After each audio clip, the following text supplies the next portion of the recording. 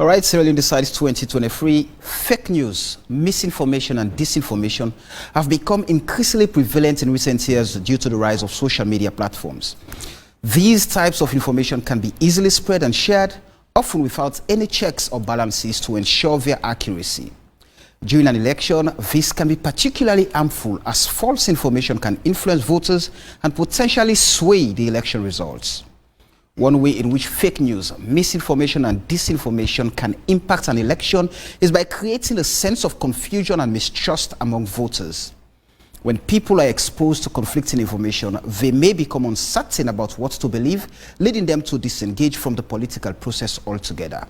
This can have a negative impact on voter turnout, which can ultimately affect the outcome of an election. Moreover, fake news, misinformation and disinformation can be used to target specific groups of voters. For example, false information about a particular candidate's stance on an issue could be spread to supporters of the opposing candidate in an attempt to dissuade them from voting. This can be particularly effective in tight races where every vote counts.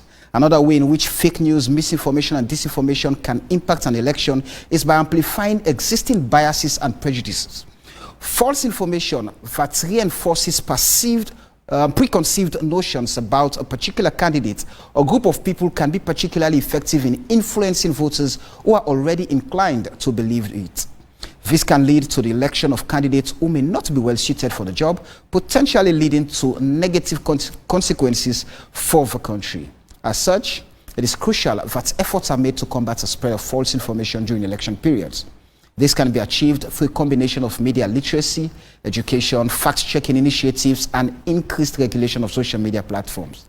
Ultimately, ensuring the accuracy of information during the elections is essential to maintaining the integrity of the democratic process.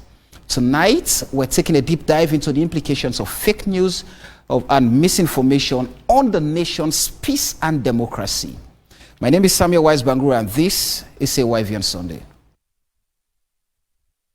But following the violent protests on August 10th this year, President Julius Maada Bio one the body will get positioned from near. but the two giants APC and SLPP. There are no protests in all the parts of the country, including tormenting Liberia, and now he finds the back of the net. And one honorable member, board of directors. Very good evening and a warm welcome to AYV on Sunday on channel.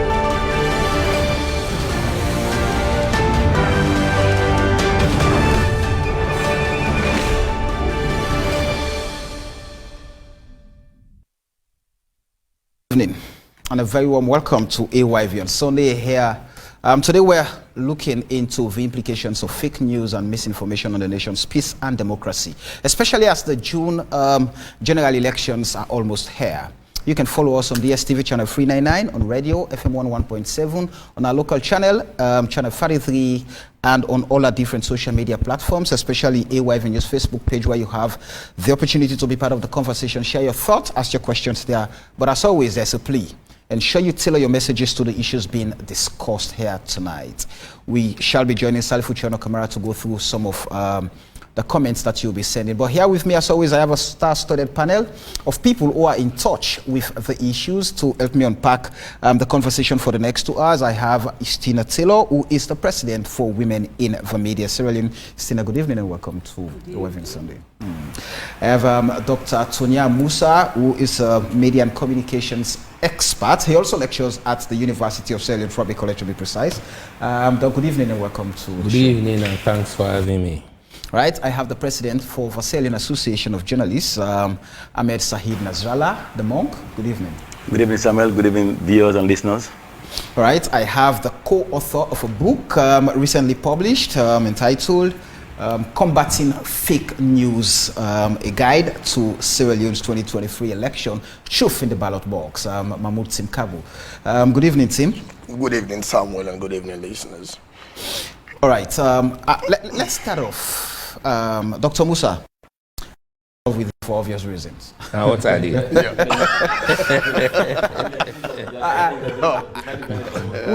Would love to put the conversation into context. So help us understand what fake news, misinformation and disinformation are all about. They are all misleading information. Basically, if you take fake news, For example, you are talking about false news.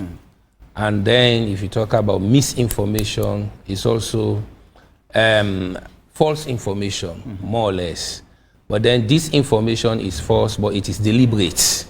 And in this case, when you talk about social media, it's about user-generated content. And in this case, people normally create their own content. And what is happening now, for example, the use of TikTok, WhatsApp, etc., people can easily crop pictures, videos, and then present them with, you know, text messages indicating that this is what has happened, but wherein they know for true that it is not the case.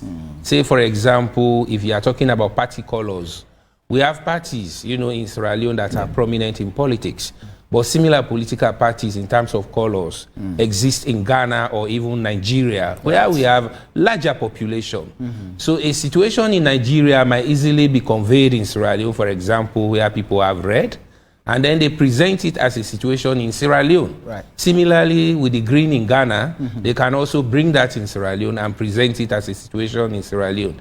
Such an attempt is disinformation because it is deliberate. You come to misinformation is a situation wherein also you provide misleading information. And in Sierra Leone, we are quick to share. We don't verify. We don't fact check. We don't cross check. We don't ask necessary questions. So in this case, no sooner I see it, I can easily transfer that. But then what is very serious in this case, for example, is where people attempt to deliberately mislead people through things like press releases or press statements or even information that may be very authentic coming from the election management bodies. And in this case, normally, the media strategy alongside the election management framework, so that at the end of the day, what you have just highlighted at the opening, we can actually guard ourselves against as best as possible. Because we are talking about voter turnout, you are talking about, you know, reinforcing concepts of ethnicity, tribalism, and the like. And then the opportunity now to make content or generate content that could be misleading is very obvious.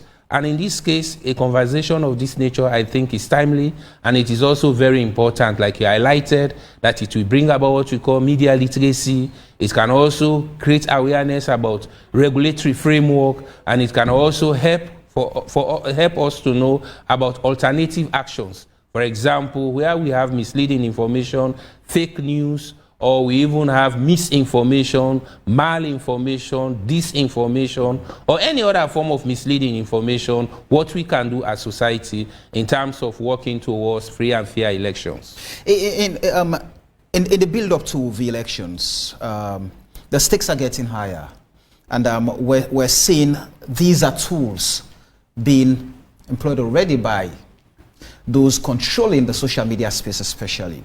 Now, how does this situate with the trend of political propaganda as against those who are, well, experts in exploring the areas of fake news, misinformation, and disinformation to steer a ship that might create tension in Sierra Leone? Of course, we are talking about politicizing social media. You know, we must not also lose sight of the fact that it is pro-social and at the same time antisocial, meaning it could be used and then abused. So you are emphasizing about the abuse.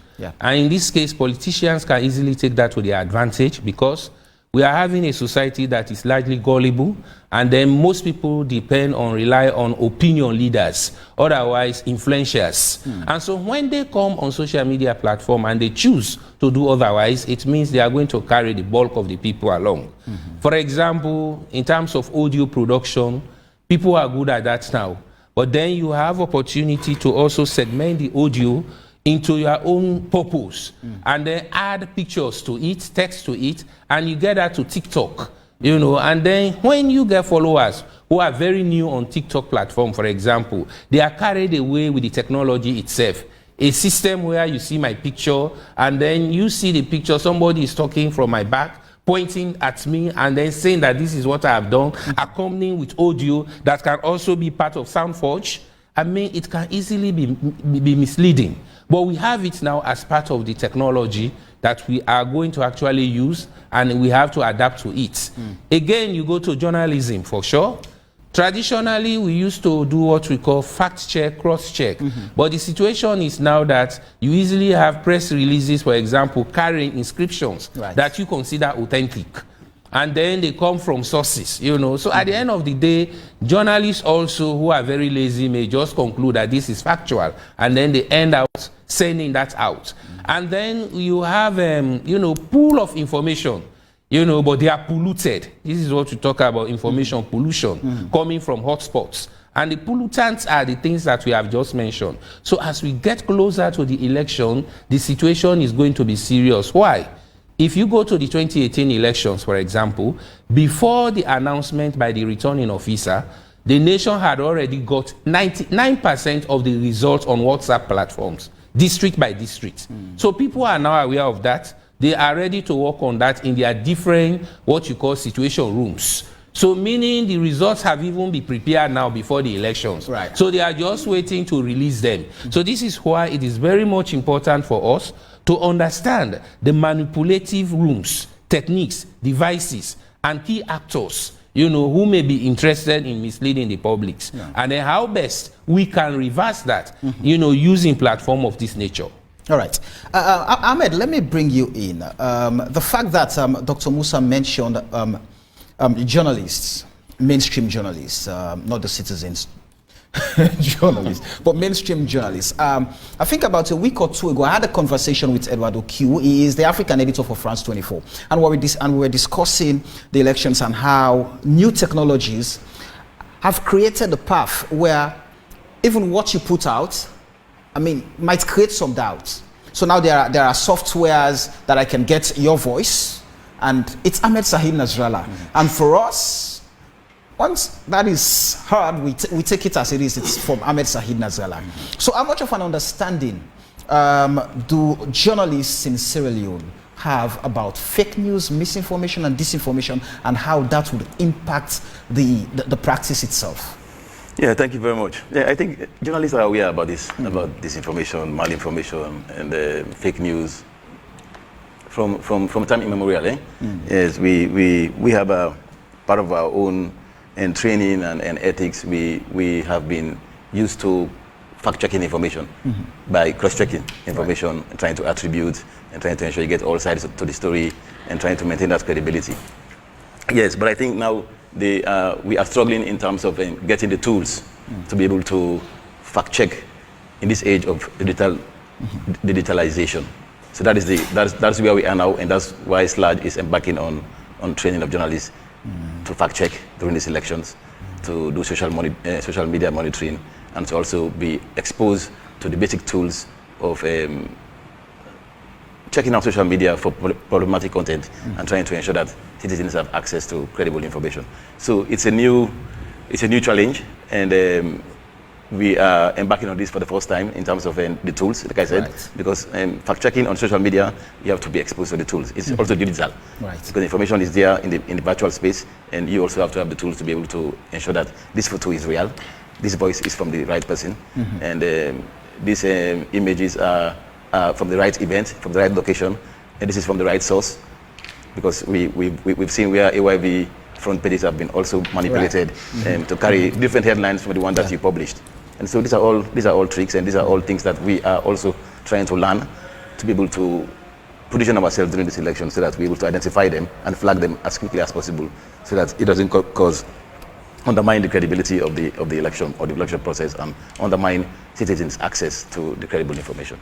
So how much of an effort have we made as a profession in terms of fact-checking initiatives, so that journalists are better placed to be able to tell when this is fake, when this is meant to misinform, or this is meant to disinform the public? It is training. That's why we are focused right now on training. If you look at our programs for these elections, we have two programs. We have one with the UNDP, which is the I-Verify platform. I think they have been doing some fantastic work in the last 2 years, but we want to hear from the public how far they have been able to assess them, whether they are doing the right work. But if you look at the churn of information that is out there on the elections, and disinformation and misinformation and fake news around the elections, you cannot fact check all of them. Yes. And so what we are trying to do now is to try to get them to prioritize what they should fact check. We want to look at those information or those issues that have the potential to undermine the elections, the credibility of elections, that have the potential to cause division and to cause violence. So that is what we are trying to do. So it's basically training. We have trained them. They are now in the Slack headquarters and doing their work. And we also have another one with the NDI, National Democratic Institute. They've also gone on that 2 days training on last week, Tuesday and Wednesday. And so that one is across the country. We have a team here in Freetown at the headquarters as well, and we have at the regional headquarters as well, one fact checker, one supervisor, one fact checker in the north, in the south, in the east, and the south, and the northwest, with one supervisor. So that is basically going to be their role, to do social media monitoring, scan the social media networks, look out for this potential content that are false, that are misleading, that are manipulated, and then flag it with the headquarters here, and then we try to verify. But in all of this, I think the common thing along all of this misinformation or this misleading content is they only thrive where there is a vacuum. And so to counter them, it is not only the responsibility of the media, of us large of the media. It is a collective effort, because in elections, the main source of information comes from the EMBs, the Election Commission, the police, and the PPRC, in our own case. And so once we have access to the information in a timely manner, or in a timely fashion, ahead of those who will try to manipulate it, then the better for us. That is the only way we can avoid. We cannot stop people from creating manipulative content and to deceive people or deceive the public. We can never stop them, because it's everybody's choice to do so, and people who have ulterior motives, they want to do that. But then we have to position ourselves to ensure that we have a relationship with the EMBs, to ensure that they are forthcoming with the information in a timely fashion, so that we have access to it, to put it out there, so that the public have access to this information before anyone can try to manipulate them. Istina, choose not to answer this. We live in a society where we've been able to understand, us the journalists, we've been able to understand how powerful we are in society, how much we influence society, and how much society depends on us to make informed or better decisions. So I think for some of us, we've been able to take that space and use it. I would not want to say abuse, but use it for our own gains. In the sense that I might belong to Party Popul. And so when I have the space to do what is needed, I then have to skew conversations or sway opinions to Party Popul.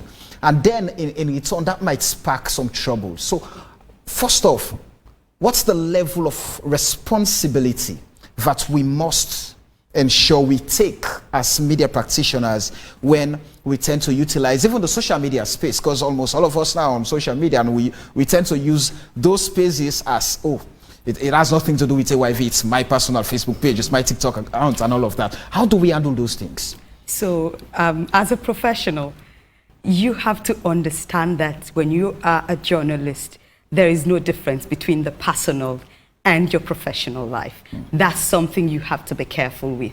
So meaning, even if you're going out, let's say now about how you behave, even if you're going out now, you're also representing AYV.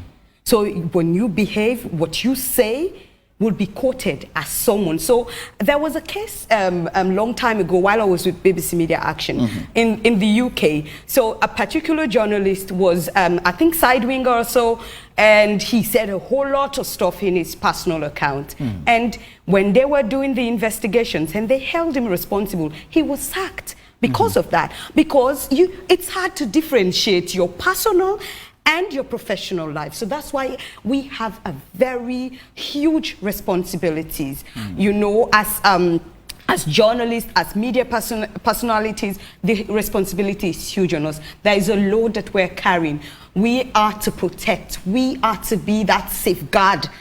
We are to be like this gatekeeper that makes sure that even though that social media is now a breeding ground for a whole lot of misinformation, disinformation, and malinformation, we must keep the strong whole, we must make sure that we stand fast, we stand very strong, making sure that the information that people get from us, and whether it's our personal account, whether you are affiliated to a particular political party, make sure if you are a practicing journalist and if you want to be a trusted journalist, make sure that you differentiate yourselves from your personal thoughts. Most times when you go out on social media, when you post things, make sure you're posting things that is not contradicting your professional life.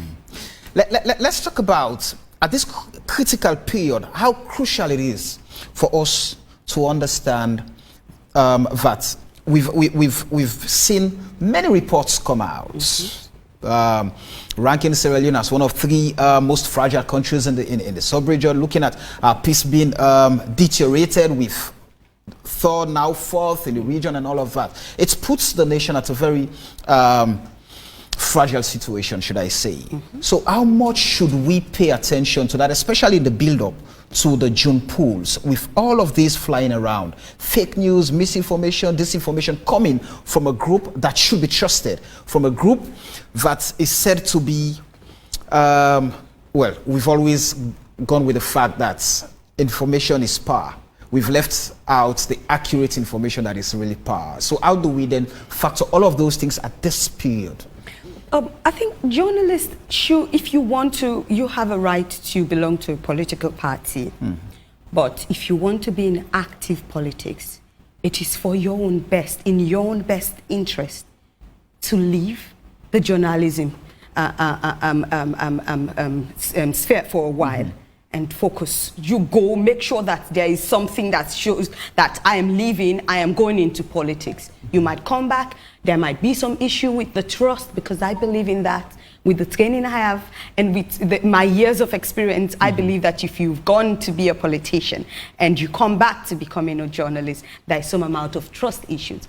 But the responsibility, as I said, is not only on the journalist. Now, as individuals, the journalists, gone are the days, and I miss the days when people would call us and ask for information. People would call us. In my area, when I started journalism, when I'm walking along, people would stop me and say, Estina, this and this and this happened. Is it true? Nobody does that to me right now. Nobody cares if I am a journalist or not.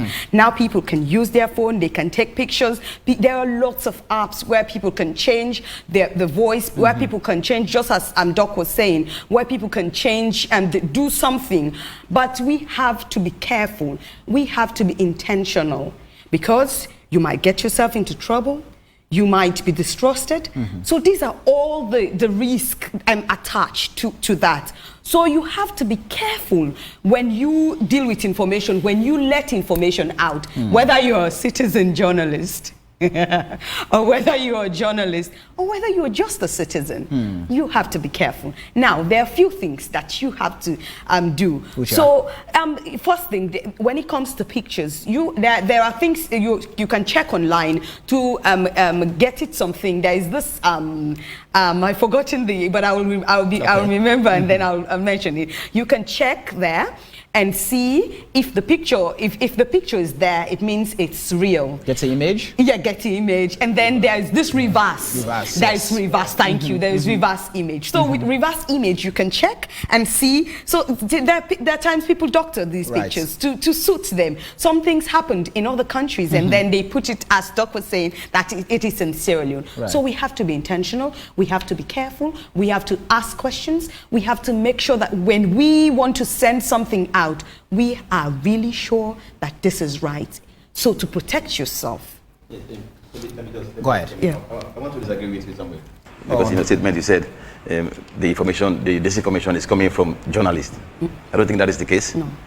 Yes, I don't think that is the case. Yes, we need to know that. We need to understand how this information travels from social media to local communities. We need to understand who are the people who distribute or who disseminate this kind of information. That's why that's why we need to ensure that the public understands how professional journalists make news and disseminate them, as opposed to those who are just using social media to create content and just put it out there. But we'll talk about that later. Yes, I'll come to that. Yes.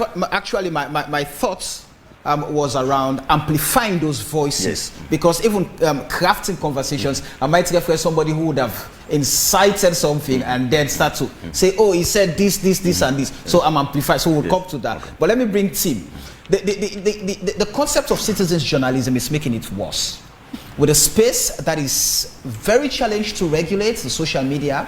Now we're saying, oh, well, now the cyber crime law act is here to perhaps bring some form of sanity in that space. But let's talk about what attempt did the book you wrote make to address the issue of fake news? Well, basically, the book looks at the current challenges that we have as a country, and especially coming towards the June 24th election. Sorry, I lost my voice when I travel.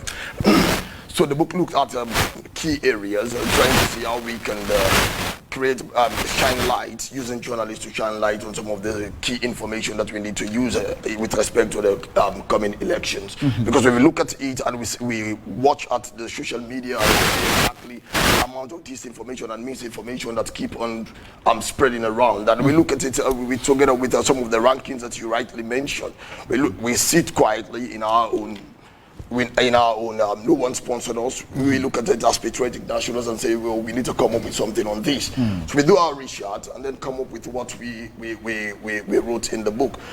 What we're trying to do is to put journalists in front so that they can take up their responsibility with a patriotic sense of purpose and champion the cause to see how we can change these narratives. But we cannot do that without using journalists, because when you talk about disseminating the right information, you need to get the right people on board. So that is why we deliberately target journalists, we target the politicians, and then public opinions as well. So if we get the right information outside there, and we get journalists that are committed, that are ready to look at this information and look at it and say, come on, can I just give a comment on this information? It is not the right information. And then someone will just pick it up from that angle and then keep on sharing it, just as I normally do. Sometimes when I bump into this information in social media, I will just look at them, use my apps, and then fact check and give advice. I do a brief summary, analyzing, showing why I say this is a complete misinformation or disinformation, and no one should engage in this. And once I do that, others will just pick it up and keep on sharing it. So that is what we are trying to do. Are specific incidents cited in the book? Well, yeah, of course, we cite previous misinformation that led to violence in Sierra Leone with respect to elections. So we cited all those previous incidents, and then we warned that the essence of the book is to ensure that professionalism is put on top of the pyramid, especially for journalists, and also a patriotic sense of nationalism is also put on top of the pyramid for the politicians. Because just as Prezo rightly say, we have those that are disseminating this particular information, and what they are doing is they have their political stooge. They are not journalists. They just give them the information. Sometimes they are doing the piece themselves and give them to share it. So if you call them and try to question them on that particular piece, they cannot substantiate because they know they are not the rightful authors. But what they want to do is to create tension or sometimes trying to get some negative admiration from their political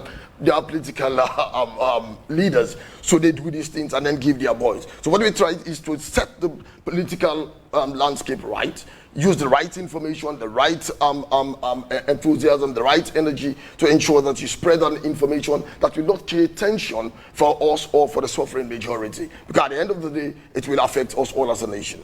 What was the context? Because already ethno-regionally, Sierra Leone is divided along political lines. Sure. And we get to see that every now and then based on how the parties are structured. So what is the context you looked at in the book? In essence, I'm trying to understand, are these the reasons? These are the reasons why we're seeing the increase of fake news, misinformation, disinformation. These are the impacts. What's the context?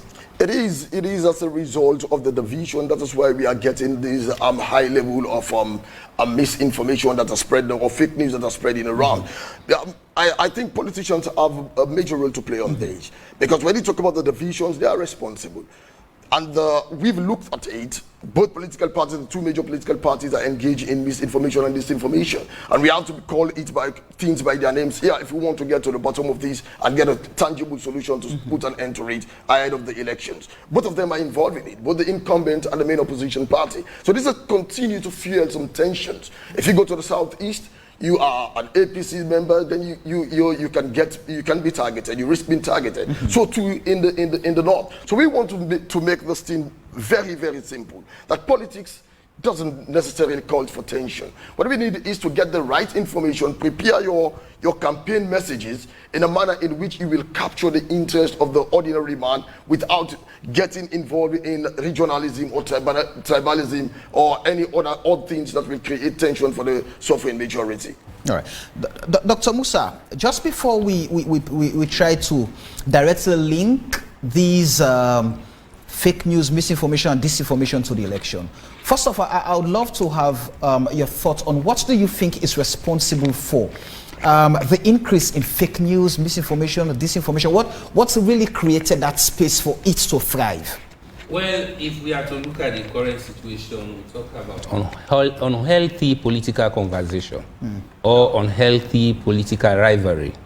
You know, basically, as you know, Tim was talking, he was more or less looking at, you know, the impacts, but the causative is also very important. Right.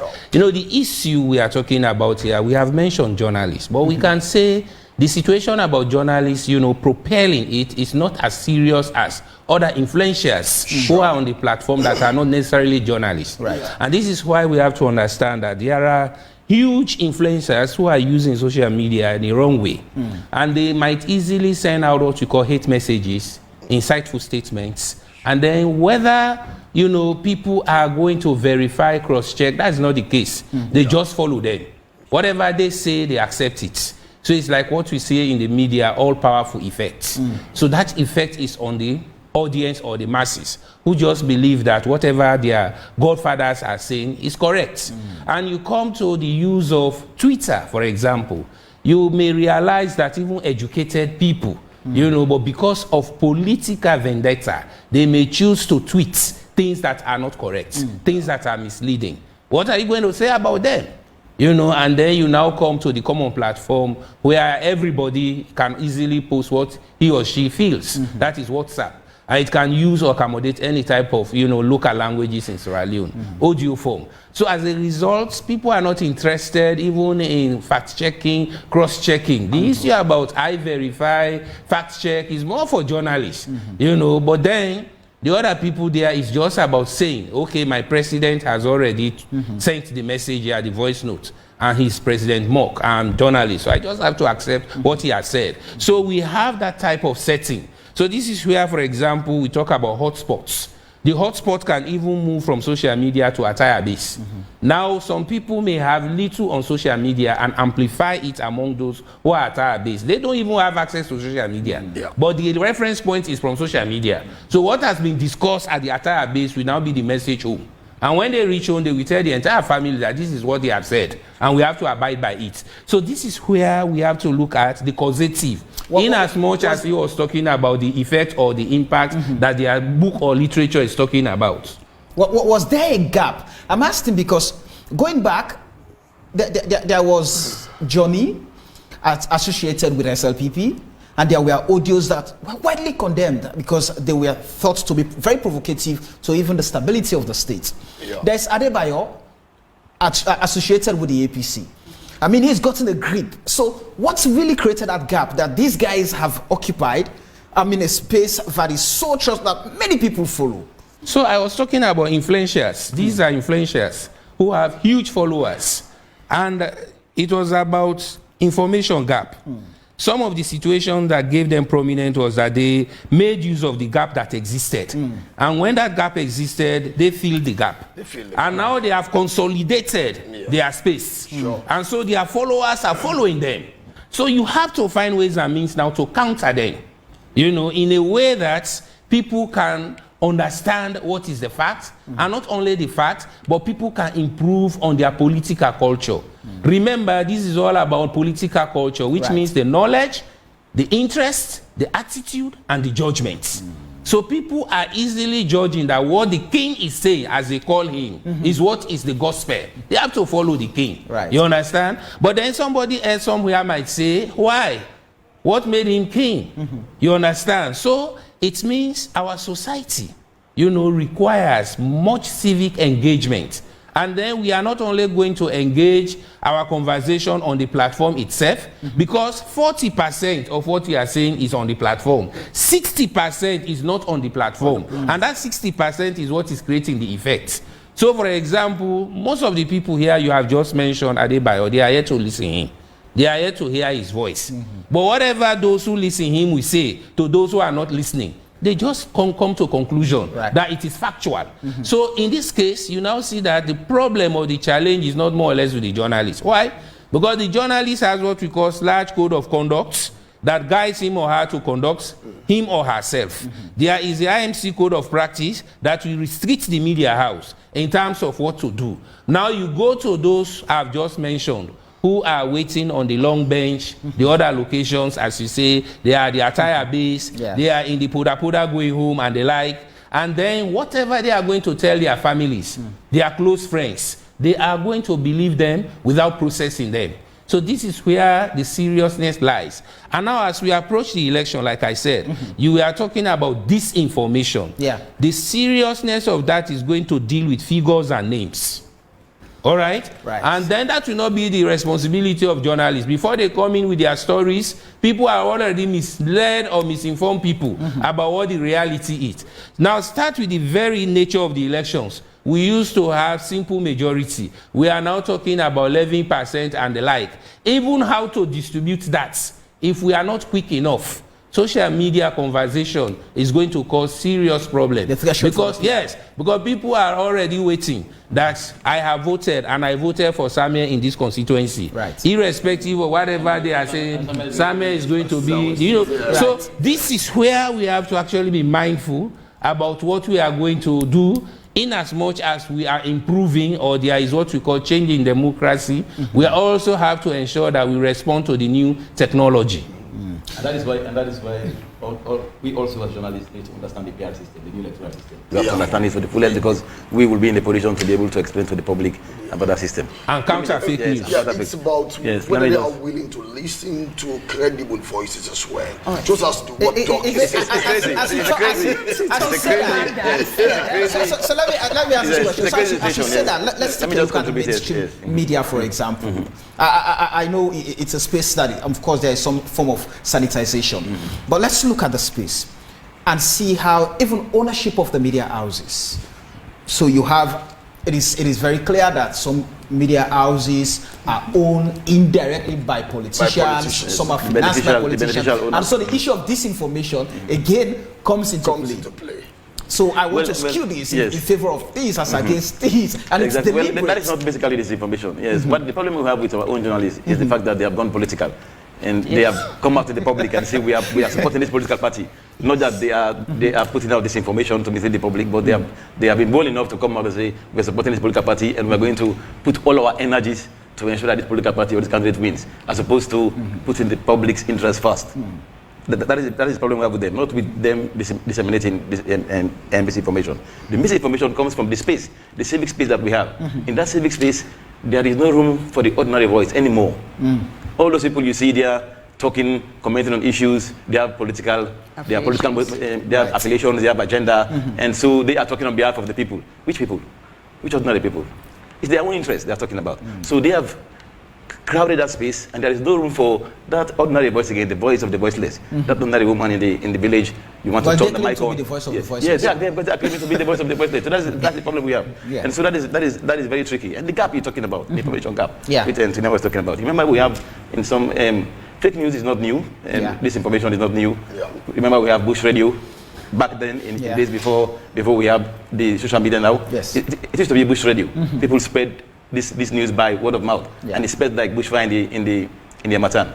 Okay, so now we used to have David Tambayo with the monologue program. Remember that program? Every Saturday, every Sierra Leonean will want to listen, will be by the radio to listen to that program, to our monologue program, talking about issues of governance, corruption, expositions, and so many things. And people trusted him because He seemed to be independent. Yeah. He seemed to be serving the public interest, and he seemed to be holding the government and the public officials to account. But then he just faded away. I think that is the space that Adebayo and others have now taken over. And because we also journalists, we also have lacked in that area, and the government also have lacked in that area. Communicating to the public doesn't mean just going on TV or just putting out press release on social media and you think you have communicated to the general public. No, there are community radio stations as well. There are local channels. If we want to counter Adebayo, we have to use the same platform that he's using, the same network that he's using to spread this information. We talk about trusted voices, we talk about influencers, we talk about amplifiers. But these are all in the communities. They are in the entire bases, they are in the smaller groups, in the ghettos, they are in all the communities. That's how they spread the message. And that's why he has become popular. Because government is not communicating to the public, and journalists also are not communicating to the public. Right. Yes. Yes, I see you want to come in, Christina. Yeah, I would say with the media poverty, it has a whole lot. This media that poverty, is a fundamental problem. It has a whole lot to do with why most journalists, they're not, I would not say they spread fake news, misinformation or this, but why they are upfront now about their affiliations, why they are not scared to show, because they feed them. So once they feed them, they have no option but to amplify these things. So that's where the problem is when it comes to journalists. But when it comes to the citizen, I think people just believe on like a trusted voice in their communities. They look at influential people. During Ebola, so I was in the provinces and I was working, and where the information came from, we had to go back to those people to make sure that they give the right information. So with fake news and disinformation and all of these things, if you say you would be using the expert to talk about these things, the expert, we can come here and talk a whole lot about everything. But to trust me, Samuel, we have to go back to where that fake information came from. We have to educate those people. So what we, in Port Loco, these people, they were saying, they are lying. In fact, the oil, if you use the oil of the dead person, that oil it would eradicate Ebola. So many people died. Right. So many people died. You know what happened? So the people who were there, who were selling this oil, who were there in the Bondo Bush, who were there in these places, these were the people that we started talking to, that this oil is not good, it's spreading Ebola. This is the thing. So, in fact, the guys from the attire base, they are really influential and powerful. We had to go to the attire bases. So, so this brings me to us as journalists. Journalism, I know at first it's all about the 24 hours. It's just moving and moving and moving. But now it's about going into the communities. It's about storytelling. News is dead. I'm sorry to say that. Storytelling is the new way we should go. So when storytelling means I can go into a community and take the experts to them so that they can ask questions. And when I take the expert to them, there are influential people there. There are trusted voices there who are sitting in front. So when they get this information with the community, so if they say anything that's different from what has been taught or what we have told them, you would have people who would say, no, that's not it.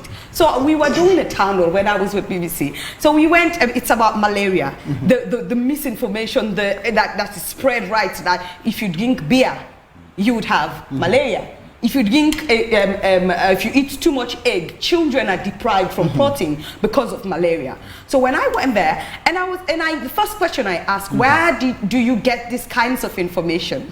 And then the people say, well, the ones who has phone, who listen to radio, or who have connections with other people. And I asked, who are these people? Well, our chiefs, our headmen, these are the people, yes. They're the ones with phones. They're the ones with all of these. They get information from them. And then I asked them, where do you get those information? One of the stakeholders stood up and said to me, well, we are from somebody else. We heard from someone else. And from another village. He's a friend. He's a closed friend. And I hold him dearly. And I asked, do you know where that friend got that information? He said, well, it's in our culture and our traditions. So it's about picking those things intentionally and addressing those things with the right people. And these are influential people that have the voice in their communities. Tim, quickly, did the book talk about ways of addressing the crisis? Of course, yes. That we mentioned the idea of using fire, like for instance, if it's information, we talk about fact checking of your information, but this is for the literate. This is one of the things that we need to know. And how can that sink well to the ordinary man who is an illiterate, who doesn't know how to read or write? That's another challenge. So I just told the line of Wimsal. What we need to do is to see how best we can reach these stakeholders. But again, it all boils down whether we have honest politicians. Because I can tell you, if you are to go to these stakeholders to disseminate an information which they believe is not in their own interest, because they believe when they send out they are misinforming the people, they will get them to vote for their parties. So if you are there to spread a message, the next thing they will do is to find ways and means to counter you, because you get them exposed. And they don't want that. So all these things, it's really very, very, very, very tough. But we talk about using journalists, which is one. We talk about using stakeholders, which is another one. And then we also ask people to fact check all information before ever you attempt to share it out, because that can also lead to tension. So we bring all these areas as solutions to how we can move against the misinformation or fake news. But it's all for the literate. We have to know that. So if we want to reach the people right down there to see how best we can move them from engage with these people that are misinforming them, that's another challenge as well. Because you have politicians who are highly dishonest. So what they will do is to use those stakeholders, give them some pittance, and tell them that don't listen to these guys. My party has done X, Y, Z for you guys. So if you are there to tell them that no, don't just listen to what they are telling you. This might lead to tension. The man in the green is your brother. The man in the red is your brother. You need to live like brothers and unite and look for the bigger picture. Then one will be there as, oh, this guy wants to sensitize these people, and the next thing you will see is they will try to use them against your very self, because they know if once you're there, you're not there in their own interest. You are there for the national good, which is something they often found hard. You just alluded to what Dr. Musa mentioned, the fact-checking initiatives, just for the few. For the few. So going back to how do we address, and when I asked the question about whether or not the book gives some form of solutions to these crises, did you take into consideration that the local people who would not have the time to do in fact, they do not even understand how to go about fact checking the information that is before them. They just have to, oh, okay, so you say this person don't talk this, all you need for do not for run with them. So did you take a look at that and perhaps give some form of recommendations as to how we should deal with it? Yeah, we did. That's why we talk about open and genuine communication with stakeholders, and that's the only way you can reach those people, those local people. Right. That's just one of the things that we mentioned. So then, how do we get the information? You've just told us that the politicians are dishonest. And especially majority of them are dishonest. Now we're headed to the June polls, and at the heart of it is their political interest. How do they harness that? Using whatever tool for them, it's okay. They just want to get what they need or what they want. So how then do we tackle that? How do we get the politicians in the first place who we've accused of being the pioneers of all of this? Well, and that's why I use the word majority. You have a few of them that are very honest. You get the honest one, and then you partner with them, and then you try to see how best your information can filter through the stakeholders to the ordinary man in the community. Out of curiosity. beg not to name names. Put this across. Go ahead, Tim. I beg not to name names, but there are a few of them that's a genuine. Like in a lot, there must be some who are exemption. That is what I'm saying. Right. So you look at them based on their actions, their performance. You must get a few that you can do business with, and you take these, you unpick those few, and then you see we try to start somewhere without the help of journalists and all the stakeholders, the CMSOs and others. I think we can meet these stakeholders and then we try to see how best we can reach the people with the genuine information through open and genuine communication tactics. So one way, I'm sorry to come in, one way we've been able to do something like that, it's not looking at the genuinity of that person, because politicians is how do you check the genuinity of them. So what we will do is, when we have those, so this is what journalists, this is something that we can do. When we have, or when we hear about these things and then they say, oh, well, this politician said this, this politician said this. It's important that we bring that politician. We bring that politician and that politician sits, and then we ask the questions. And then we say, this is what has been said. And according to this person said you said this. So we want to know if that is true. So once they deny that they didn't say that, is a way of catching them, and is a way of the people also knowing that these people can tell lies as well. So it's very important that we do not leave gap, especially when it comes to elections. We engage constantly, but when we engage, let's make sure that we also engage the public, because most of the information that is taken hook, line and sinker, it's from the public. They just believe because they follow. Yes, Dr. Because information is very important. The process is informed decision making. Yes. And as such, people are in need of it. But we are talking about ensuring that we don't allow the gap to exist. So in this process, it's not just reaching out.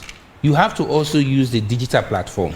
Stakeholders that are concerned, for example, their social media strategy should be evident.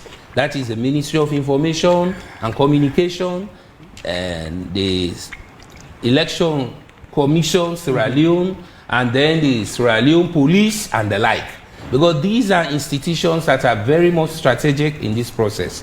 And they have to ensure that they are in all social media platforms, providing clarification on whatever that is being presented as misleading, so that people, first of all, can understand. Say, for example, they have to be in TikTok, and where possible, they use the local languages, not only English, and then they make their packages. For example, it's creative for me to sit and at the back or my back in TikTok, I point at things that are false or misleading, and then I talk to the public. That we go far and wide. Equally so, I'm going to be on Twitter platform, whatever somebody has posted, which I think is wrong, I counter that. Get on Facebook, get on Instagram, and so forth. We have to be alert because this is what we have to do now. But I think it should not be just an institution, say for example, Sludge alone or journalists alone doing that. No, we have to ensure that where possible, even the bloggers, as we move now, they are taking lead. If you look at, what they are receiving now, bloggers are they are being paid even more than regular journalists, because they have huge followers. So if such people are not engaged strategically in terms of disseminating accurate, timely and relevant information towards the election, we just leave them, and then we think they are just doing, a satire or caricature, but then they are bent on misinforming people. It becomes counterproductive. So this is why I'm saying, from, a scientific position, everyone has effects. Every platform of social media has effects. In fact, significant effects on this election. So this is why we have to make sure that we, engage stakeholders to be alert, so that where possible, they can counter misinformation, disinformation immediately. And then in addition with what you are talking about, reaching out, because the platform is where it has germinated. So we have to ensure that we hit it there. And then we increase our social conversation where possible, even in religious houses. Because there are people who are so religious that everything about them is religion. So if you cannot reach to them, you know, in their churches or mosque, you know, you are wasting time. So this is where possible that we have to actually have what we call all efforts to ensure that we engage the people. Remember, as we get closer to the election, people have already cropped press releases, alerts. They are ready with position statements, press statements. And then at the end of the day, even those who want to respond, they may be confused. You will see people writing press release for press release. You know, so then at the end of the day, we are expecting them to provide another content in response to that. Right. So this is where possible, we think, not only engaging the journalists, you know, but we have to also prepare other actors and capacitate them where possible. You know, because capacitating them is what is very strategic. Not that they may not be interested, but they lack the capacity. So I think capacitating them through training, coaching, mentoring will also help the situation. Because as we move along, every election we are now going to have more situation rooms. And some situation rooms are going to be the problem as we move along in terms of misinformation, disinformation, and malinformation. Some will be specifically for that. The question I want to ask now, the experts have told us that the democracy we have in Sierra Leone is one that is fledgling. And looking at that reality, if it's anything to go by, and with practices over time, what threats does this pose to the nation's peace and its democracy as we go? It's huge. It's huge, Samuel. It's huge, Samuel. If you look at what happened on August 10, that is a typical example of how hate online was transported offline. And you look at the casualties: police officers, public property, civilians, all dead. And you look at all the other incidents. They are caused, and I think we need to bring in hate speech into the conversation, which is also incitement, inciting people to go out and do things that they, because of the information that you have fed them, the wrong information that you have fed them, that is what has made them to take those judgments. So that's why it is important for people to have credible information to make informed decisions. So that is basically how is going to happen. There is going to be violence. There is going to be mistrust in the elections body, in the whole process, and even in the result. And so that is what we need to do. Tony started talking about the approach. It's a collective approach. Social media is where it is germinated, but social media is a small pool. It's a small percentage of people in social media. Yes, so you should look at how the information travels. And so it is the responsibility of the political parties themselves, the political leaders, to commit themselves to ensure that they dissociate themselves and condemn every potential misinformation or hate speech or disinformation out there that will undermine the electoral process. The churches and the mosque, the schools, the structure you talk about for Ebola and for even COVID, those structures, we should not underestimate them. Those community structures, we should not underestimate them in terms of communication.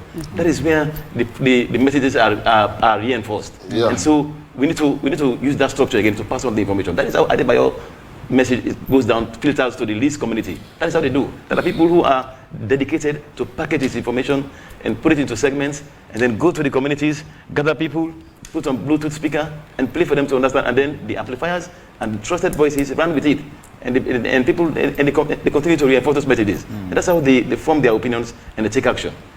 So to counter them, we have to use the same approach and use our local structures. They're very important because the bulk of the population and the rural areas, they're illiterate. They depend on radio for the information. That's why our own platform to counter disinformation, the NDI platform and the iVerify, we also do it with in conjunction with the IRN platform, the Independent Radio Network platform, because we know that the bulk of the population still rely on radio to get information. So once we are embarking on debunking this fake news and disinformation, we also have to create a special source of information, of credible information for the public, where they can go. So this is where we can go to get credible information. This is where we can go to cross-check claims. This is where we can go to ask questions, and we'll get the response that we want. That is the radio, and that is this platform that we have created. So it's a collective effort, and the election monitoring bodies, they have to be forthcoming with the information in these elections. If they don't do that, then people will feel the gap. Yes, definitely. Because we want to have the information. The police want to have the information. We should not just be debunking. We have to pre-bunk. Put the information out there so that people have less time to manipulate it. And again, if we don't manage, the other effect will be voter apathy. You know, people will deliberately, you know, be afraid to even get out and go and yes, Alibaba will put out a message and say, don't go out to vote today. Yes, we are going to come out. You know, so this is where we have to see that. So it is huge. The political parties, they need to come out. They need to come out and talk to the people, because people believe in debunking, disclaiming, which is more like being responsible. But we have to take proactive measures to ensure, you know, that we manage the space effectively. And so this is where, for example, I said it should not just be one sector, but it has to be intersectoral commitment, and we have to complement our efforts to see that, you know, we, I mean, get everybody alert, and then we help people to understand, you know, what the situation is, and those that need the capacity, we build their capacity as early as possible. Because I mean, in media, we have what we call all-powerful effects. Somebody seated somewhere, we argue that social media has not got that all-powerful effect. It is dependent on the situation. You know, remember, Sam, there was a night at the time of Ebola, somebody was moving around, say, wash with salt, you know, and then I think 88%. You understand? And then, you know, we did not even process that. Yes. Yeah, it was just about time to save life. So that was hypodermic. So we believe that the tendency is still there, you know, and we are getting creativity every day on the platform. So every channel is important. Every channel is important. We have to make it so over time, we've had phrases like, we have a gullible public. Indeed. And we have unscrupulous people who manipulate that gullible public. Always. But then you have those who advocate for democracy who will tell you, democracy presupposes freedom of speech, freedom of opinion, and all of that, without giving boundaries to those rights. So how then do we understand that? So if you advocate for democracy, you can't tell me, say, I'm right for talk. I don't know who side for stop, not for talk. Just to continue for talk. Then what's the effect of that? Giving me that right without giving any form of boundary. Where does that stop? Well, Sam, coming back to even the media, the media model is theoretical. You have what we call authoritative, authoritarian, or libertarian, but the two existed to social responsibility. Right. You know, that the media should be free or should be socially responsible. And then you have freedom ends where, you know, the right of another individual will start. If that is the case, then we have to understand that every right has responsibility. In this case, we are free to say what we want to say, but it should not be detrimental to the society we live. And then also, it should not also trespass the rights of others. So in that case, I think it's more about responsible citizenry. And this is where civic comes in. All right. So I think before now, the National Commission for Democracy and the National Commission for Civic Education, is that how they call it? Right. Yeah. They would have engaged the public, you know, to understand what is political conversation that we can have in civility, you know, because we have to ensure that as civilized society, we have to be very civil enough in terms of reaching out or meeting people. This is where, for example, the use of social media, you know, because I still argue that, I mean, it's not just about the abuse. There are significant, important use of social media, especially at a time like this. For example, in South Africa, their election, they had what they call iVotes. iVote was used to ensure that people register and then go out to vote. In Sierra Leone, we are talking about I-Verify. So meaning the internet technology is helping us, you know, to use so many initiatives or strategies to get people involved in politics and participate. More or less, you are talking about genuinity of politicians. No, politics is not about ethics. Politics is about tactics. So wherever, you know, they think, you know, and whatever they think they can use, they have to use it to their advantage. So this is where, for example, we monitoring society, we always advise people. You know, politicians are about what they want to do. I think last week Sunday, was it last week? You were talking about manifesto, you know, not coming out. So I think social media can now be one of the easy platforms that could be used to do so. You know, for example, you reach out with mere flyers of your manifesto. It may be very bulky, but just give us 3 pages of what the manifesto is about. Break it down. Yes. Break it down. And then get that to TikTok and sit like this and point. Item 1, this is what I will do. Item 2, I will do this. Item 3, I will. People keep following instead of creating insightful contents. You know, talking about hatredness or attack or, you know, tribalism, you name them. Okay. So I think we have to help them to understand. Okay. You have been in governance. This is the moment to change stories. What are the things that have changed? And you can use TikTok, you know, Facebook to tell us your change stories. So I think we have to ensure that we encourage them to be more creative, responsive, and responsible in using social media. Okay, we need to get them to talk. Let them talk among themselves and talk to the public. Yes, that's and well. they could practice duty of care as well. Yes, you know, exactly. Because duty of care in journalism means I know that this is true, but if this can destroy the public, if this can destroy somebody, then I ought not to do it. Conflict sensitive. Yes, you have to be. All right.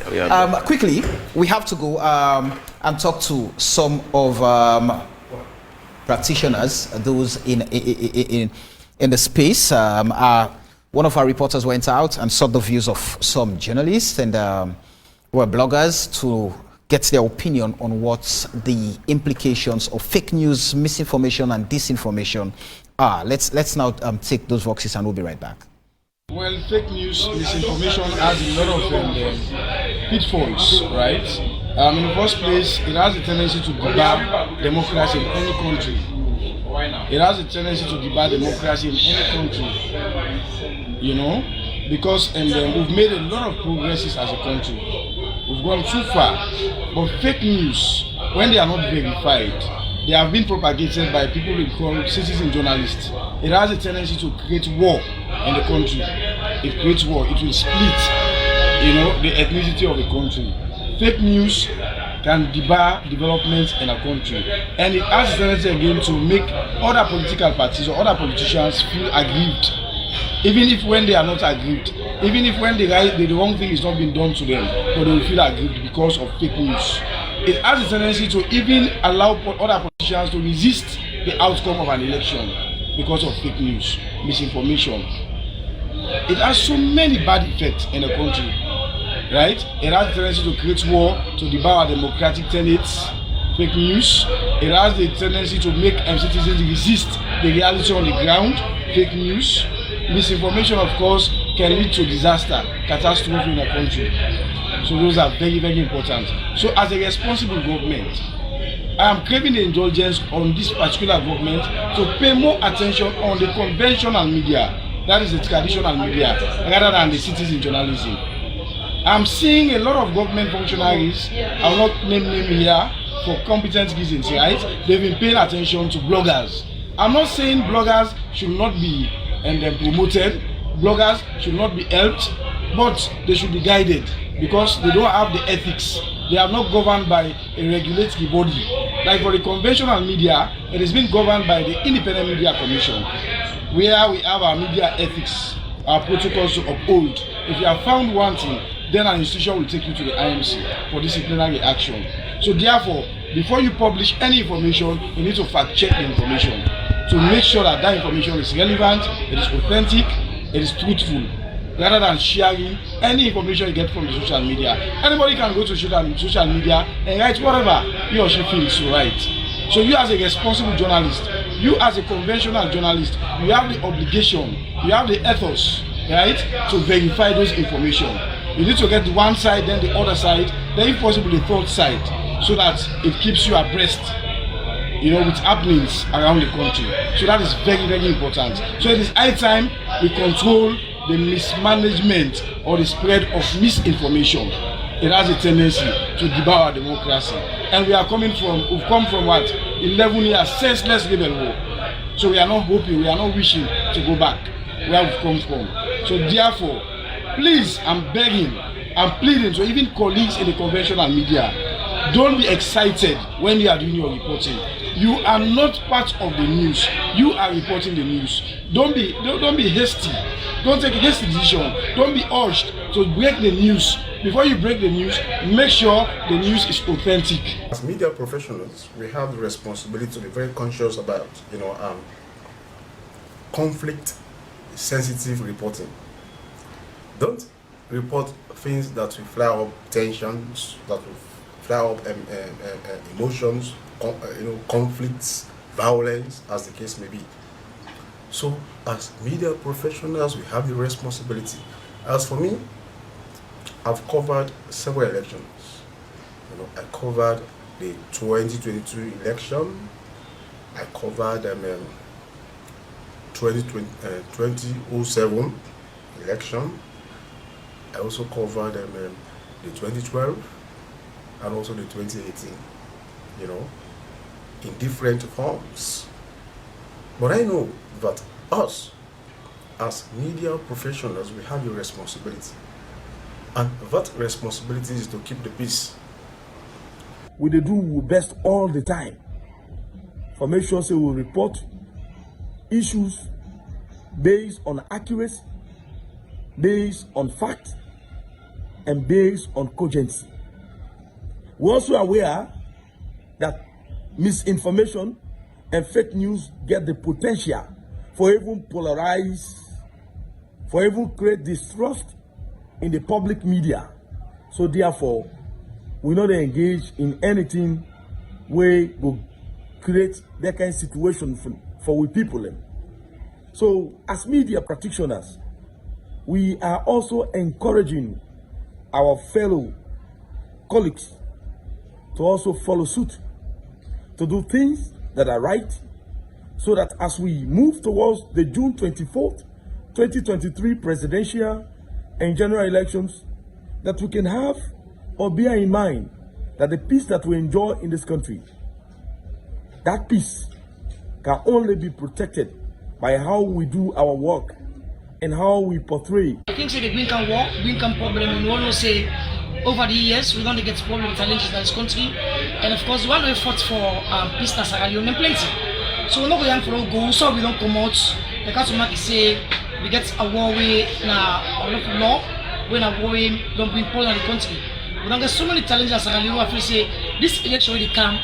We as professionals then would always say each and every sector for young and talk about peace. Because peace, they make this election get that kind of stability.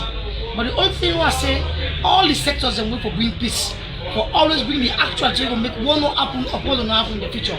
Because when I say election, as a democratic country, we get the principles them where the different sectors they will do. For example, the government, the president clock 5 years on the 4th of April. Probably now in the second at western of the country. But now look at one thing, NEC, where they conduct the election. The police, where they manage security, protect lives and property. PPRC, where they regulate all the political parties them for the one the way that the social man them. I believe say everybody getting responsibility. And if anyone gets where people come out by any particular party, will get bad election. So the only thing they say, whatever bring peace, let people actually listen. All political parties and complain them, and they make them very unique. We go make nobody not get problem with the decision that they take. Then next, people will go for this ID card of that country. They look at the cry of other political parties. Them, they see them say, "Oh, fine tune them. If there is people who solve them, then they solve them." The police and soldier them, then they man security.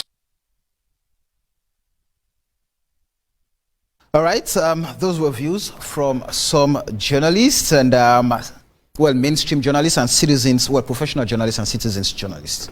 They've been able to express their opinions on the implications of fake news, misinformation, and disinformation. But just before I get your reactions to those things, let's quickly move over to Studio 2 and join Salifu Kamara to run through some of the messages our followers have been sending on the Facebook page. Salifu, good evening. Thank you so much, Samuel. We have close to 100 messages so far, but as Samuel said earlier, we will just take the messages that are tailored to the topic of today. And the first one we'll take today is from Ronald Bradford Igniters, George Stone, who says, and this is for the SLAG president, he said, do SLAG have guidelines that are supposed to be followed? What measures have SLAG put in place to hold those found wanting to account? And Samuel Bangura also say, AYV on Sunday, thanks for this program. Fake news on social media is dangerous.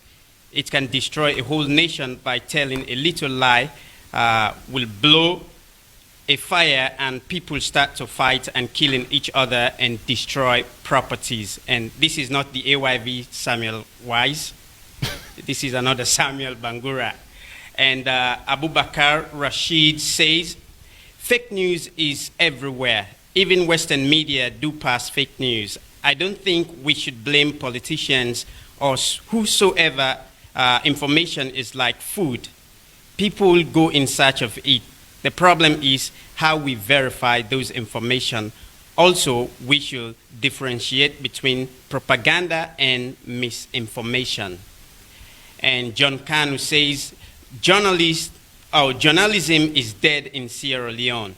The journalists are very dishonest and they have been bought by the government. Eddie Grant is saying, majority of Sierra Leoneans lack the reading mentality, the reason why they are easily manipulated by fake news.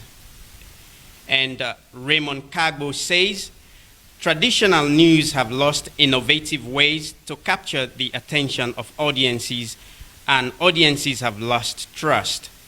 That is the space social media influencers have captured. What is SLAJ doing to counter this and restore the full role of traditional media? And Stephen Nyali is saying, that's why we should push for education. According to research, fake news mostly work for individuals with limited education and knowledge.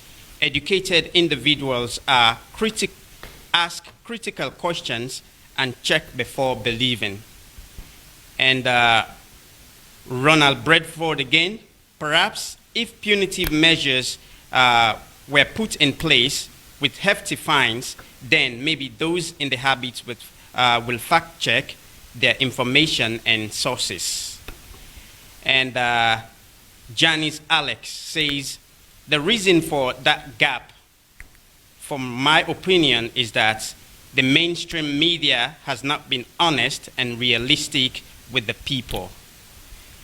And Ibrahim Socialist Tula says, the main opposition in Sierra Leone has been feeding its supporters with false news, all in the name of bad politicking. And Yaya Kemo Mansoure, to what extent has the cybersecurity helped in bringing people who misinformed on social media to book, especially when it was much talked on by the current government? To me, it's just more harm than good. Oh, Salon, we are good in making laws, but they are kept under the carpet. The police, ECSL, the media, and the judiciary should be ready to do the needful, especially for this election. So, and the next message is coming from Eddie Grant. Bloggers are also spreading fake and misleading news. A huge number of them are engaged in copy and paste. They don't fact check information before posting. And Ibrahim Socialist Tula, fake information and misinformation has caused bad things in our society. And Ayo Taylor, the journalists in Sierra Leone are politically affiliated to some party. They are not objective. And us friend Kamara says, the information overload of social media creates an overwhelming, chaotic environment due to emerging technologies that creates comments such as deep faking, boost disinformation. The actors in it exploit the cognitive vulnerabilities. Election misinformation and disinformation reduce the satisfaction with democracy by consumers of these contents. And the last message I will take for today is from Lamin Denke. Fake news become prominent on social media is because institutions responsible for giving out information fail to relate with the public. For instance, ECSL, PPRC, and the judiciary and the police. So these are the messages that are in line with today's discussion. And back to you, Samuel. Thank you very much, Salifu Chedo Kamara, for giving us some of the messages that were sent in by our followers. So earlier on, Isina, you were talking about presenting the news in a form of storytelling can actually capture. And one of the messages that Salifu went through speaks to how we've lost innovative ways to capture the audiences, and in return, audiences have lost trust in the media. So how then do we, so that space we've lost, according to that texter. So how then do we, go again and recapture that space? Well, it's about going in depth. You know, with the 24 hours news, so you're on a constant move. You don't stop. So that's where with citizen journalists, they would fill all those gaps. So there was a particular model that I really liked. That as much as journalists, we feel like we own this communication space, or we used to feel like we own this space. But now we are losing touch, and then I think it's now time to collaborate. So storytelling is about following stories over time. So not doing it once and then you forget about it, you jump to the next story. How do you go back to those stories? Or how do you find the human side of those stories? So say you're telling a story about elections or distrust in elections and something. So you can easily, how it's happened or how it's happening is that you go and ask the person, what's your concern about elections, distrust in elections? What's your this, what's your that? But instead of doing that, you can go and meet someone who has maybe witnessed 5 or 6 elections, to let that person talk about how it was before. What are the difference? How this can be implemented now? How the lessons learned? How this can be taken into another dimension? You go also talk to people in the communities where they hardly get news. You know, where they had difficulties in voting, how that made them feel. And you can put all of those together and tell a story to appeal to people. But, you know, just doing, we all used to do that, because I've been in the media for at least over a decade. So I know how it is when you just cover the story and leave it. You cover the story and leave it. So it's about also not only making it very intentional about having journalists that follow stories over time, make sure that these stories as they unfold, we get different angles of these stories, and making sure that we get them alongside with the story. So most times we tend to just bring in, how do I say, experts to talk about issues. Why not bring people who they have lived experiences? That's how we tell stories better. So if I have had a situation in my community wherein someone shared fake news and that affected our community, there were fighting and there were distrust and everything, that's a good community to do a story about fake news, how it can affect the general public. So you start very small and it gravitates towards the bigger population or the bigger picture. That's how we can tell better stories. But let's not just depend on going to press conferences, going to going to all those meetings. These politicians, they call you, they give you their agenda, and you just take it and put it on air. So, and that's one thing. But I think one of the senders, I don't agree with him because he's saying that all journalists they are dishonest. They are not. They are not realistic. I would not say that. I have practiced for all. This is like 15 years in the media. I started I was 19. But I would say that we have journalists who are falling off the bandwagon. But now I always ask this question. We are putting our life out there. Overseas, we have citizens who are willing to give their life to protect, to safeguard the journalists. our citizens, can you safeguard the journalist, or do you feel like within you can stand up and go out and say, these journalists, we have trustworthy journalists, and if they are doing the right thing, they are supposed to be protected? Can they do that? So it is not all on us, it is also on the people. So the quality of citizens will determine the quality of journalism, because they kind of like influence the journalists. So this is huge. So it's not all on us, it's mostly on the citizens as well. Go ahead. Ours is not an enlightened society. Go on. So definitely these things will happen. People will misunderstand how we work, what we do, and those sort of things. But I want to disagree. I want to disagree with the message that journalists have not taken advantage, have not been creative in providing. We've not been innovative. See, right. fake news is not all here, like I said. It's all over. What has happened is that before now, the traditional media, before we want to have feedback from the public, they have to write letters to the editor, and then you publish, or letters to some, and talk about some things, or contribute opinion letters, and they publish it for you. Now the space has increased. Social media has brought about an increase in the space. That's what organizations like Large are advocating for. Free expression. We want to increase the space. That's what social media has brought. And because the space is so huge now, everybody has access to it. And they can do whatever they want. They can express their opinion, whatever they want. Sometimes with recklessness, sometimes with some amount of responsibility. So that is not a problem. That is not because of us, of our journalists. You have access to it and do it. And the decline in the trust for journalists is not only here. It's all over the world. There is a general decline because of fake news and misinformation, disinformation taking over the digital space, and there is a general decline in the trust for legacy media. So that's not a problem peculiar to Sierra Leone. So that is the context. And people generally from time immemorial, they have appetite for sensationalism. They have appetite for bad news. Man bites dog, dog bites man, it's not news. Man bites dog, it's news.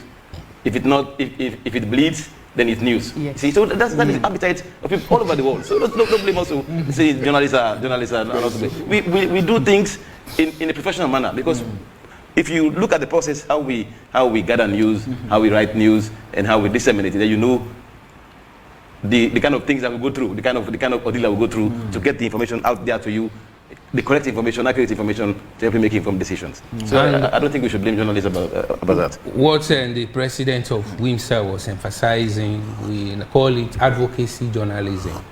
You know, she's yearning for advocacy journalism, which is not just about inform, but inform and influence. Influence in the way that you want it. Yeah, bring about change, yes. You know, that even when we are now packaging for the elections, we must first of all believe in democracy. We must use that belief there then to see that we manage voter expectations, even to accept the outcome of the elections, and trust the institutions that are, you know, in the process to ensure that we have free, fair elections at the end of the day.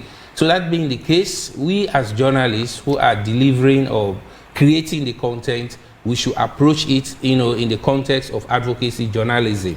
But then if we just choose to inform people, you know, without necessarily preparing their minds in the way that we want it, then we might be missing certain things. But the issue of fake news is nothing new.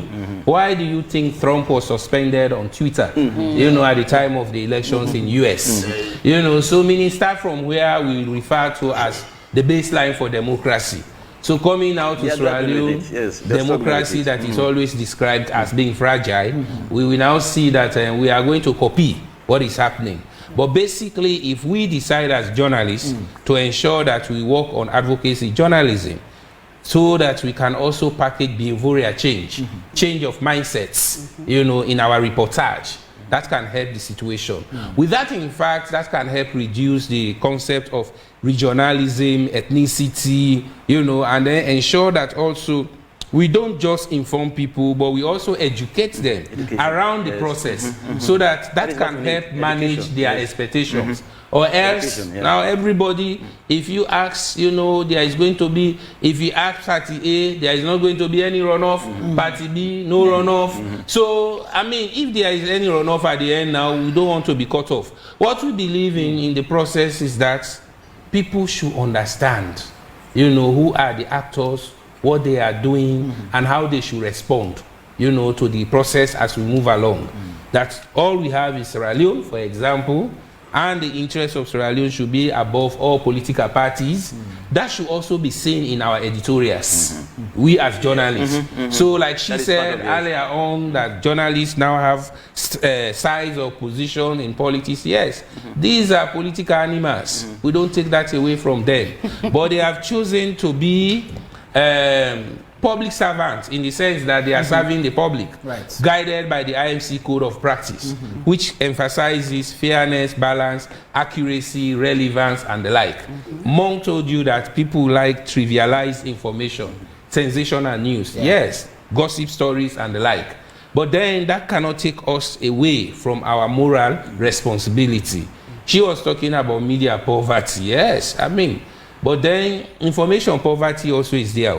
So we have to bear that in mind, you know, that how to strike the balance. You know, what we need to do is that journalists have responsibility to fulfill as far as this election is concerned, and then also civil society. We expect them also to give support where possible and work with journalists. Political parties also, they need to do same. And then also, you know, the government, you know, should also ensure that they work with, you know, all the stakeholders to ensure that we save Sierra Leone.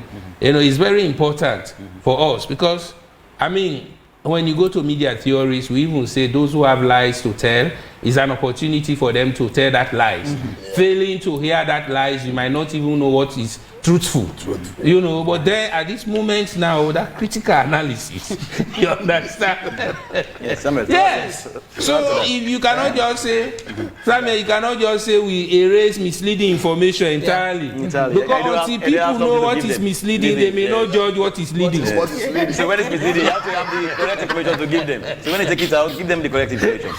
So to add to the conversation around advocacy journalism, journalism is changing. It's dynamic. The media is dynamic, and so before now we were told that a journalist you have to be impartial, but sometimes you can be partial. For public good. In favor, for example, of women issues, and supporting women in elections, giving them enough representation or giving them appropriate coverage and this kind of things. You can do that for PWDs.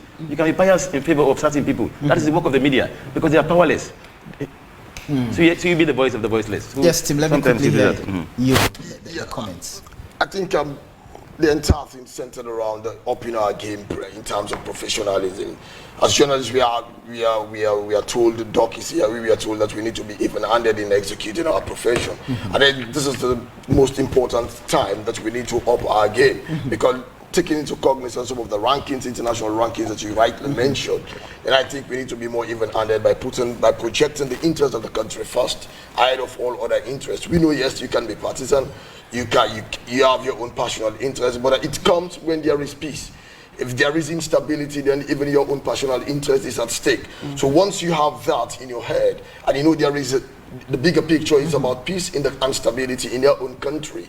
And I think we just need to be professional, especially at a time when we are receiving these odd rankings as against what we want, which is the peace. So we need to change our mindset. We need to focus and then be highly professional in whatever thing that we are doing, especially when it comes in terms of executing our profession towards these elections. Let us be very, very objective. Let us be very, very patriotic. And whatever thing that you write it and ensure that you do it by trying to be even-handed. So we've talked about how the space that gives life to fake news, misinformation, disinformation, the social media. But then how can the mainstream media, the TV stations, the radio stations, the newspaper houses, how can they take advantage of the digital space or social media space so that at the end of the day, if there's something breaking, if there's news breaking, AYV, for example, is it on TikTok, on Instagram? It's that already. So we're not reacting or going to counter what has been put out by others who tend to, who are perceived to own the space at this point in Sierra Leone. So how do we get to that point where we encourage the traditional media outlets to take advantage and own that space? So most of us, at least I started when I started working for AYV, we used cassette. It was AYV radio. Right. We used the cassette recorder. One day I went to Dwight Neal and said, I am not using this again. And they gave me those tiny ones. So why I'm mentioning that is we have come so far. Right. We cannot drop. Media literate. So there are lots of newspapers, radio stations and televisions.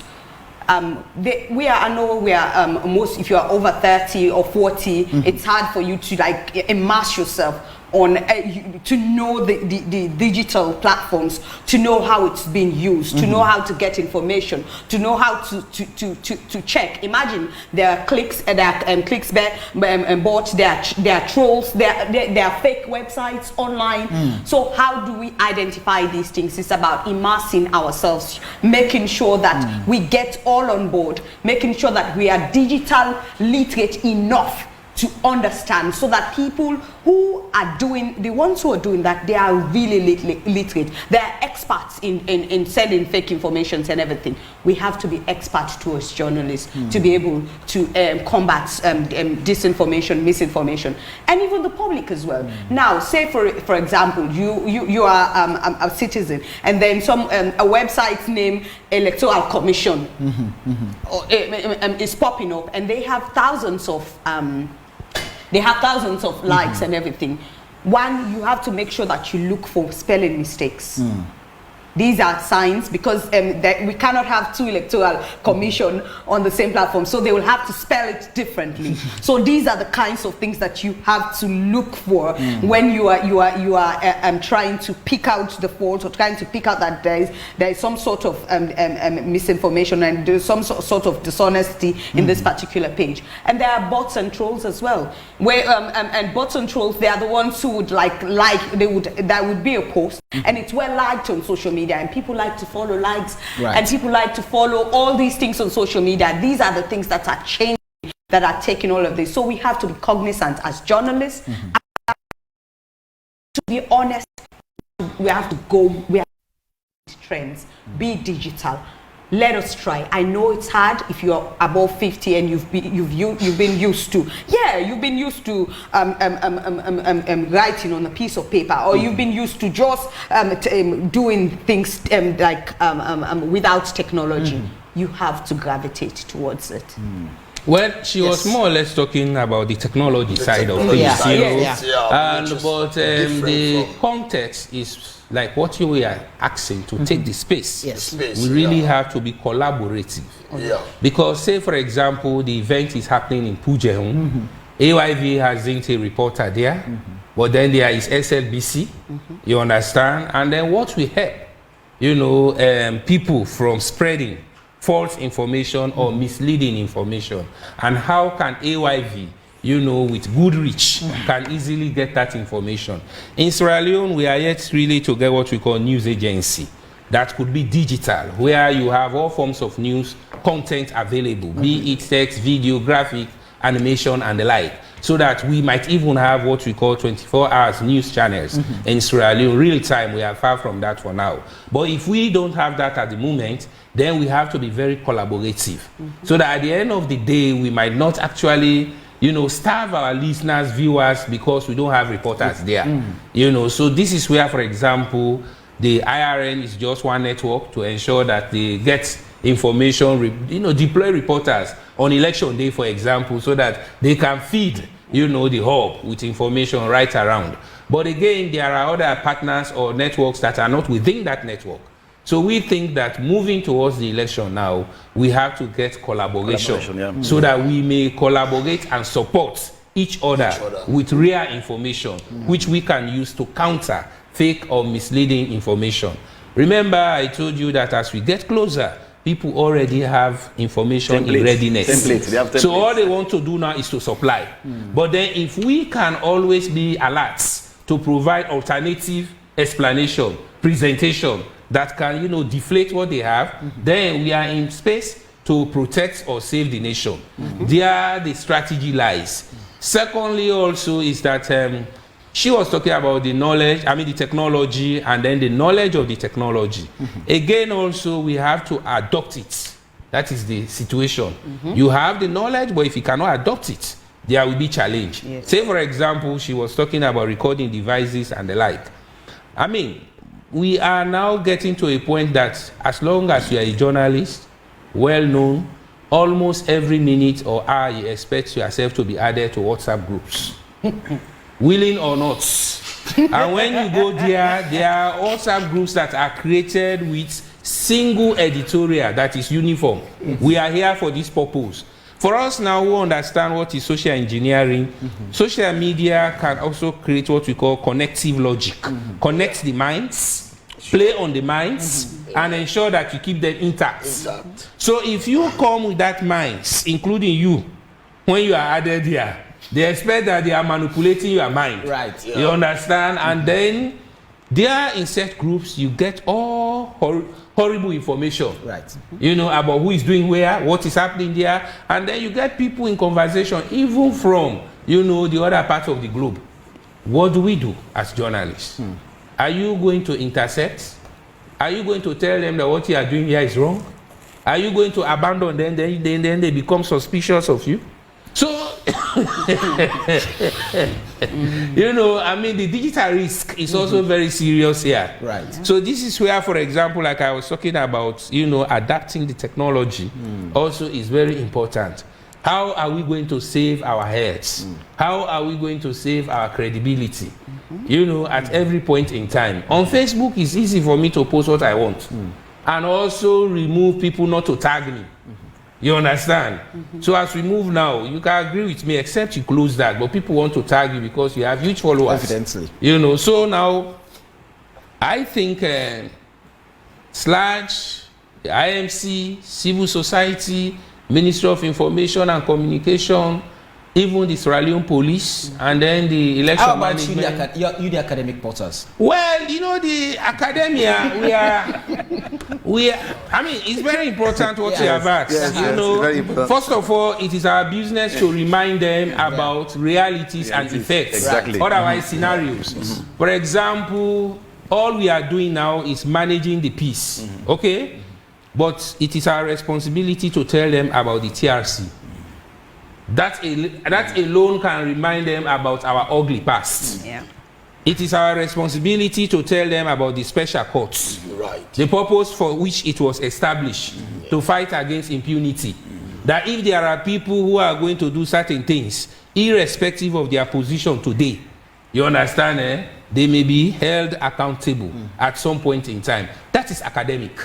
To tell them also about the media effects. The platforms are what are very attractive. So people are carried away by the devices. But then we have to advise them also about likely effects in terms of generating content. So the academics, we are very important in this process. We are only constrained in terms of support. Donors can support the other entities I have called, but donors hardly support academia in terms of intervention of this nature. So this is where... Also in that context, just before you come, not in that context, what if you're accused, I mean, as an academic portal, for example, you're being accused now of molding some of those who are creating the problems within this space? No, there is defense for that. What we give them, no, we give them critical mind and make them critical faculty. You understand? So leaving them in the markets, you understand, is their business now to navigate their way. To choose. So in society, we expect society to absorb them positively, but we prepare them for society. Go ahead. Yes, I hope you haven't forgotten about the messages. No. Yes, okay. To answer this one, yes, I think we're doing a lot of work about that, about getting to the digital space. Yeah. This program is on Facebook. It's on Facebook. People have access to it. Yeah. Radio is now integrating with Facebook and social media. So you're there, you have an app. Yeah. So we are actually there. We are actually there. That is not the problem. We are actually in digital space. Every newspaper now has a website.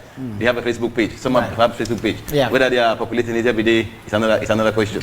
But there is a genuine effort for the media, the legacy media, to also take advantage of the digital space. But the only problem now, they are not being there yet on how to make revenue from it.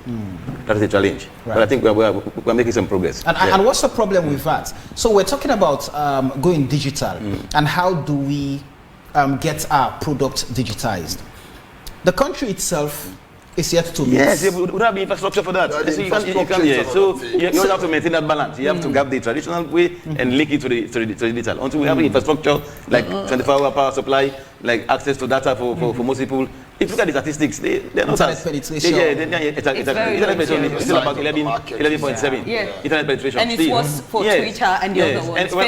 And as you go into the hinterlands, then it begins to decrease. And so you see, these are the challenges in terms of going digital. But we are making some effort. Politically, there is what they call digital migration. And we have no policy about we have no policy. SNBC is analog. SNBC, the national broadcaster, is analog. We have no migration policy. Manifesto we talk about it. But as for now, we are still analog. We have what we call digital migration, and then there are being benchmarks, for different sectors. But we are yet to migrate to migration. We are yet to migrate. Yes, we have not done that yet. But then we are more analog than even hybrid. So it's politically. Then there is what we call digital migration. So we take note of the word politically. Yeah. That is it. It's about political proclamation. Just for the media itself. There is not. And technological platforms, they are very significant in, algorithms. Yes. So people must understand algorithms. So Facebook, when you're on Facebook, when you pay, Facebook makes sure that your content gets to the certain people that you want. Exactly. So it's about money as well. So that's why where the poverty comes in. So when you look at Netflix, when you look at all these online platforms, it's driven by algorithms. So if they know that I like films that people sob, people cry, I like love movies, I like action movies, they send more action movies to me. And on Facebook and all the media, social media segment the audience for you, and they look at what you like. So we have to make sure as media personalities to be able to counter some of the fake news and everything. We get into these algorithms, and it's only by paying. That's the honest money. truth. Even to boost your page, you have to pay. Moving forward, how do we then lay the tracks that would take us out of this space? Which I know it's very difficult, to navigate our way out of it at this point. But then how do we lay the tracks for that? Tim? I think it's about collaboration, effective collaboration, I have to say, just as Doc rightly mentioned. And we need to do it now. And then the collaboration, we must not just limit it within journalists. We need to cut across social media activists, or we call them bloggers, or then you take these CSOs and other community stakeholders. So once we collaborate, if we are to disseminate any concrete information or genuine information, it will sink down to the ordinary people. Because if we fail to collaborate, then we will miss it right from there. There was a time when the Ministry of Communication started it, but because they failed to collaborate with other parties, I think then they failed. And they themselves know that they failed. They themselves know that they failed to work on this particular gap that we are now talking about. That is why we see these guys taking advantage over this particular space. So we can only succeed in these elections and beyond if we collaborate well and see how best we can try to save this nation. So quickly, combating fake news. A guide to Sierra 2023 election, truth in the ballot box. Sure. Did you contextualize or quantify the damage that fake news would bring to the June polls? Of course, yes. We I initially told you that we mentioned previous elections, how they were impacted by fake news, and the challenges that the country went through. Then we want to avoid that in this particular June 24th elections. So we did mention that, actually. Monk, quickly, how do we lay the tracks? The tracks. I think we mentioned digital migration. That is the fundamental basis of all of this. Yes, we need to have the policy, and we need to drive it. Government needs to take that very, very, very seriously. In this age of technological revolution and the fourth revolution also, yes, we are still in analog mode. So that is a big setback for us, and so we need to have the infrastructure in place before we can take over that space as much as we want it to. And that one will go with the public as well. When we have more educated and literate public, and that's how we'll be able to harness some of the potentials that are there for us in the digital space. Our concern is large. Are you threatened by what is happening with the space? We are not threatening. I won't say we are threatening. We are still doing our work. We are still, it's a plus for us. It's a plus for us. People say we are threatening, and yes, I think we need to reinvent some the fact that business. the space has been polluted. No, the fact that that is not peculiar to to Sierra Leone. It's all over the place. Yes. But it also depends about the consumers of the news, their choices as well. We need to take note of that. Here we don't do audience surveys to understand how the trend is going about our audiences and know them and target them separately. You talk about AI, about algorithms. They are doing that for you by segmenting the audience so that you target the right people. We don't have that here. So that is a challenge. But we are trying to do that as well. But we are not threatening in a way that people think that because of social media and the legacy media is going to die. No. In our context, radio is so important. Radio is so important to people as a source of information. TV as well. Right. Even newspapers. In molding public opinion. Yes. And we are seeing social media as a positive rather than a negative. It's not that the people who are there now are abusing it to the extent that the impact is becoming huge and huge. And people are think that we are threatening. We are not threatening. Dr. Musa, what do you consider the information way forward in all of this? Well, digital migration is one partnership. Collaboration, capacity building is another. You know, they were talking about the future of, the platforms, even when you look at the mainstream media, social media, as the case might be. But the obvious is that just take what what YouTube is doing now to radio stations and TV stations. You might tell me which one is a nation and which one is a continent. You realize now that, of course, YouTube is the continent, and then your radio station, TV stations are mere nation states in that particular continent. That means you are just seeing the future. And so if we cannot even develop YouTube content now as journalists in the next 3 years, where are we, or where will we be, when we are migrating? So basically, if you look at what we call ICT for development, it means journalists are to embrace it. The state also should be ready for it. And therefore, the things Monk was talking about, the fourth revolution, this is information age. What will be in the market hereafter is information. So she was talking about media poverty, and I told you about information poverty. So if we are already suffering media poverty, we are also going to be suffering information poverty when people will be interested and ready to transact in information. So I think part of what the media manifesto we be emphasizing, I think, you understand. And by the way, we are launching the media manifesto. What we as media want on the 26th of May. Yes, and we'll call the political parties to commit to that. And people must not only commit, but they should also show us the financial preparedness. Because it's something that you should not just promise us. You understand? You should be ready to deliver. It's very much important. Because as we speak now, we have few radio stations in Sierra Leone that have YouTube accounts. You understand? And then for the they are suffering. The community radio stations, they are few. Yes, it's not that they are not there. Yes, and some even go they are edited. Yes. So you have to think about that. Okay. So I think our preparedness, to fill that space is collective. And even the academia there. If we are going to train people there, this is the moment now we should now talk about digital library. Exactly. That you don't really need, to go to the archive there to get record. You understand? You sit where you are and then go to Colonial Archive and then you give information. So I think it's part for our migration. Yeah, well, we have almost dealt with most of the issues, but ethical responsibility from us, from the people as well. So this is a two-way street. Let's not think it any way out of the way. Like the journalists, we carry most of the responsibility. Well. Yes, which we take on, but ethical responsibility. It's about, prioritizing media literacy and then critical. Mutik. This one is for the bold ones. The people who shape their world and the winners who still put in the work. Cheers to those who start great things. When you start, you're hard to stop. You raise your game and never back down because you're bold enough to make it. To you I say, never stop. Mutik, never stop starting.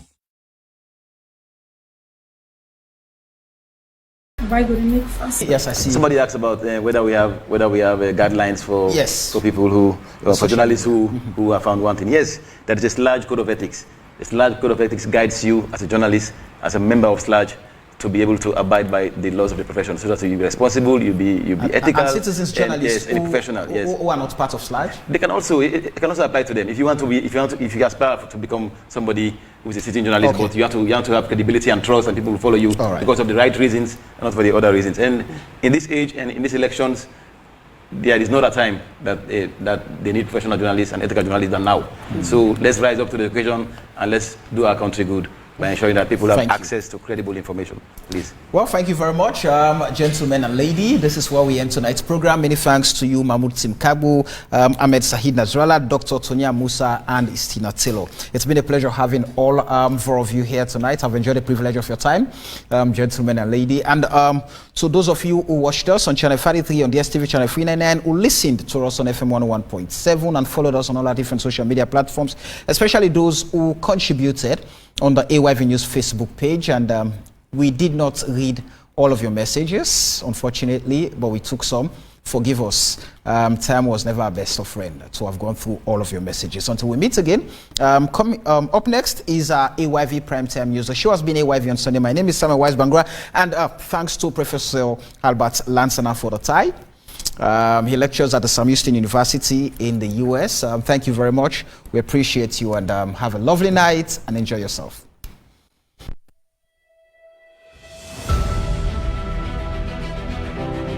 We are now